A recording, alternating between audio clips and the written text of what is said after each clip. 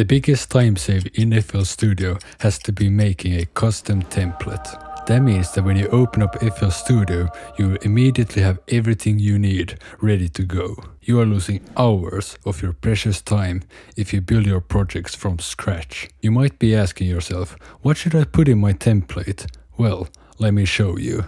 Here is my template. As you can see, I already have all the patterns I want and my favorite instruments so that I don't have to make them every time. Before you make all of your patterns, I want to show you a shortcut to make it a little bit faster.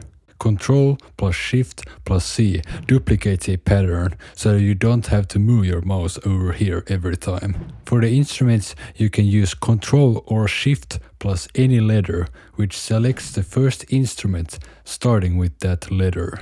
Every time I want to use ROM, I use this shortcut.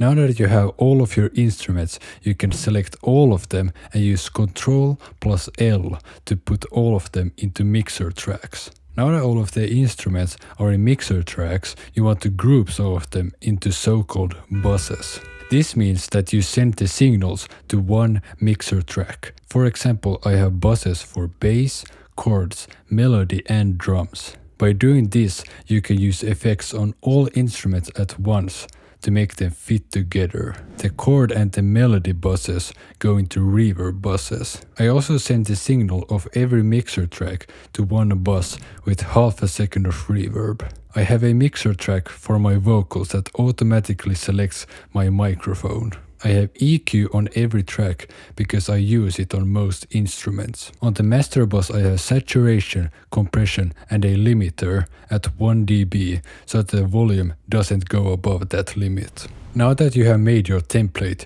you want to save it. Then you want to find the template folder for FL Studio. Open your file explorer and follow these instructions to find the folder. Then drag the project folder in here. If you haven't decided on a folder where your projects go, then they will automatically go to this folder. If you did it correctly, it should look like this. Now you want to make it the default template. Go to Options, General Settings and scroll down until you find this. Select your custom template and boom! You now have a custom template. If you want to make changes to your template, you simply go to the template folder, open up the project, make changes and then save. The changes that you made to the folder will now appear every time you open a new project. You will now save a lot of time before doing anything with your projects. But now we want to speed up the process when we are making the actual songs, right? I will show you some shortcuts that I use all the time. By pressing P, you draw. E is for select and C is for cut.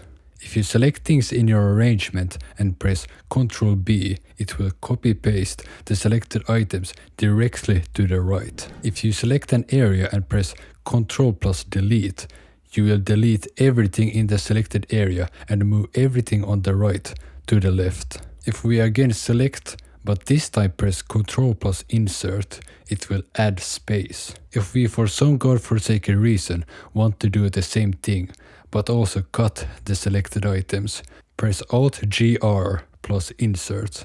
Another way to save time is by saving presets on VSTs and plugins. By clicking this arrow and Save Preset As, you can name the preset something. Now, click on the arrow again and click Browse Presets. Here you can see all your presets and by clicking Send to selected channel or plugin, you will open the preset. This is useful when you use a plugin and you think that you have a good preset that you might use again. It's also useful if you make your own presets with a synth. If you're proud of the plugins that you used on a vocal, for example, you can save that too. Click File and then Save Mixer Track State As. This saves so much time as you don't have to load every plugin one by one. The last tip I have for saving time is to use samples. I recommend Cymatic samples because a lot of them are free and high quality.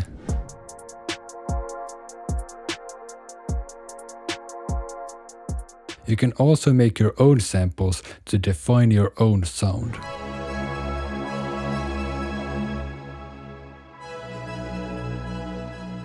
I recommend using samples because they allow you to quickly get going without having to think. You don't want to overuse them, however. It would be pretty boring if the entire song was made of samples, right? If you want to know more about how to make your songs less boring, check out this video.